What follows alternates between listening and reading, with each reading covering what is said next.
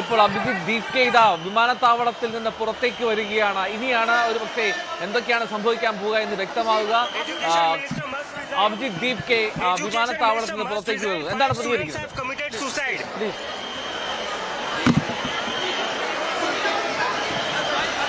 അദ്ദേഹം എന്തോ പുറത്തെത്തിയ ഉടൻ തന്നെ മൈക്കിന് മുന്നിൽ എന്തോ അറിയിച്ചു. ഇനി എങ്ങോട്ടാണ് നീങ്ങുക, ഇനി എന്താണ് അടുത്ത നടപടികൾ എന്നൊക്കെയാണ് കാത്തിരുന്ന് കാണേണ്ടത്.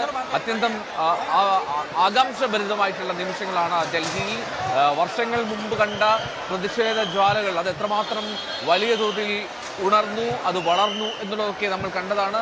അതുപോലെ ഒരു കൂട്ടായ്മയിലേക്ക്, അതുപോലെ ഒരു സംഘടനാ തലത്തിലേക്ക് കാര്യങ്ങൾ മാറുമോ എന്നൊക്കെ കാത്തിരിക്കാം. സോഷ്യൽ മീഡിയയിൽ ഉണ്ടായ ആ ഒരു ഹൈപ്പ്, ആ ഹൈപ്പിനപ്പുറത്തേക്ക് എത്രമാത്രം ഒരു സംഘടനാ ബലം ഇതിലുണ്ടാകുമെന്നൊക്കെയാണ് അറിയേണ്ടത്.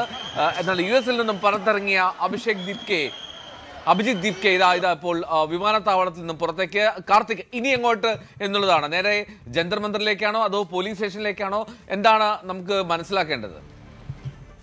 എൽദോ 9:15 അഭിജിത്ത് ദീപ്കെ ഇപ്പോൾ വിമാനത്താവളത്തിന് പുറത്തേക്ക് എത്തിയിരിക്കുന്നു.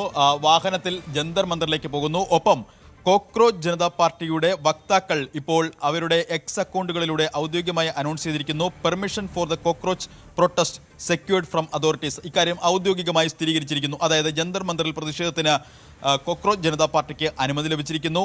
Every one proceed straight to Jantar Mantar. എല്ലാവരും ജന്തർ മന്ദിറിലേക്ക് നീങ്ങുക എന്നാണ് പാർട്ടിയുടെ വക്താവ് തന്നെ ഇപ്പോൾ എക്സിലൂടെ അറിയിച്ചിരിക്കുന്നത്. പാർലമെന്റ് സ്ട്രീറ്റിലേക്ക് പോകരുത്, please come directly to Jantar Mandir.